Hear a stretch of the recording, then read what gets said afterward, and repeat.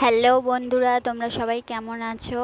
তো আজকে আমাদের রান্না হয়েছিল কি দেখো, ঝিঙে আলু পোস্ত আর আর হয়েছিল চিকেন কষা। তো আমাদের মশলা বাটার, এই গরমে মশলা বাটতে ভালো লাগছিল না, মশলা বাটার সময় হয়নি বলে, তাই জন্য আদা রসুন সব কিছু কুচিয়েই চিকেন কষা বানানো হয়ে গেছে। বাট সেটা খেতে হেব্বি সুন্দর হয়েছিল। তো তোমরা দেখো, আমরা খেয়ে নিই, চলো।